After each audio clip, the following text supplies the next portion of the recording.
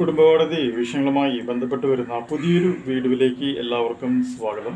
Video കാണുന്ന ആർക്കെങ്കിലും കുടുംബകോടതി വിഷയങ്ങളുമായി ബന്ധപ്പെട്ട് എന്തെങ്കിലും സംശയങ്ങളുണ്ടെങ്കിൽ കോൺടാക്ട് ചെയ്യാം. WhatsApp number +91 79 94 97 14 19.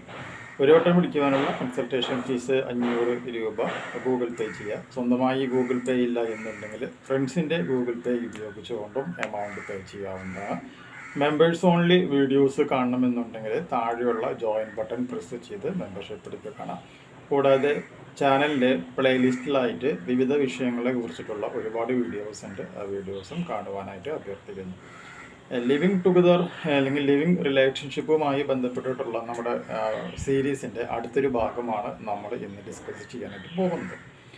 ഇത് നമ്മൾ ഡിസ്കസ് ചെയ്യുന്നത് റിലേഷൻഷിപ്പിൽ എവിഡൻസ് ആക്ട് 114 ഉള്ള പ്രാധാന്യം എന്താണ് എന്നുള്ളത് വളരെ ഇമ്പോർട്ടൻ്റ് ആയിട്ടുള്ള ഒരു കാര്യമാണ്. പല ആളുകൾക്കും അറിയാത്ത ഒരു സെക്ഷനും കൂടിയാണ് നമ്മളിന്ന് ഡിസ്കസ് ചെയ്യുന്നത്.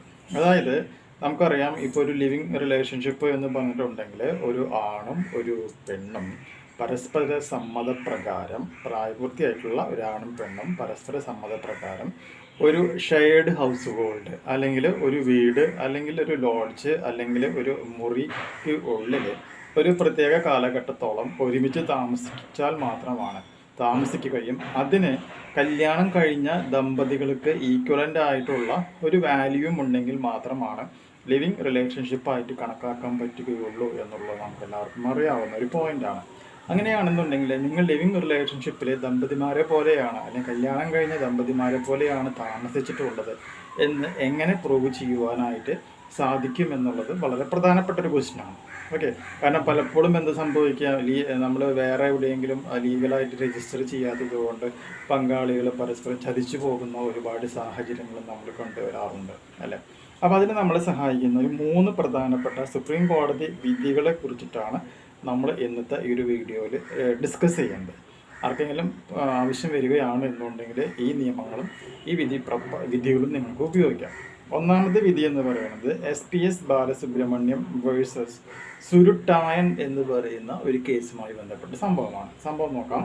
If a man and a woman live under the same roof and have lived together for several years, there will be a presumption under section 114 of the Evidence Act that they are living as husband and wife എന്നാണ് പറയുന്നത്. അപ്പോൾ ഈ ഒരു വിധി പ്രകാരം എന്താണ് പറയുന്നത്, രണ്ട് വ്യക്തികൾ, അതായത് ഒരു ആണും പെണ്ണും വളരെ അധികം വർഷത്തോളം ഒരുമിച്ച് താമസിക്കുകയാണ് എന്നുണ്ടെങ്കിൽ ആ താമസിക്കുന്ന പങ്കാളികളെ ഭാര്യയും ഭർത്താവുമായിട്ട് കണക്കാക്കുവാനായിട്ട് സാധിക്കുമെന്നാണ് ഈ പറയുന്ന എവിഡൻസ് ആക്ട് സെക്ഷൻ 114 പറയണത്. ഇനി രണ്ടാമത്തെ കേസ് എന്ന് പറയുന്നതാണ് തുൾസ വേഴ്സസ് ദുർഘാട്യ എന്ന് പറയുന്ന 2008 വന്നിട്ടുള്ള ഒരു കേസ്. അതായത് ഇവിടെ കോർട്ട് പറയുന്ന പോയിന്റ് ഇങ്ങനെയാണ്: where the court also held that even though such a presumption is rebuttable, the burden will be lie on the one who seeks to deprive the relationship of its legal origin എന്നാണ് പറയുന്നത്.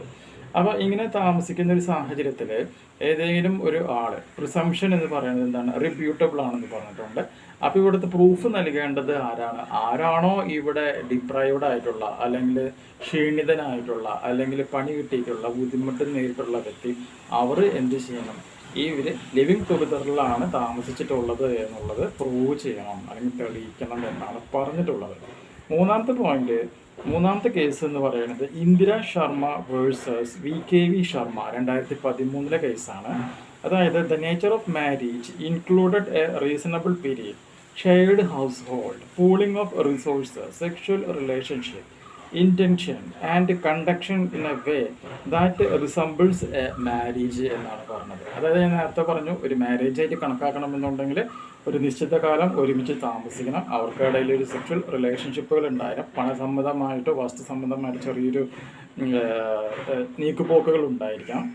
ഇങ്ങനെയൊക്കെയും ചെയ്തുകൊണ്ട് അവരൊരു shared house ഹോൾഡിൽ ഒരുമിച്ച് താമസിക്കുകയാണ് എന്നുണ്ടെങ്കിൽ ഭാര്യയും ഭർത്താവുമായിട്ട് കണക്കാക്കാം എന്നാണ് ഇന്ദിര ശർമ്മ വേഴ്സസ് VKV ശർമ്മ 2013 കേസിൽ പറഞ്ഞിട്ടുള്ളത്.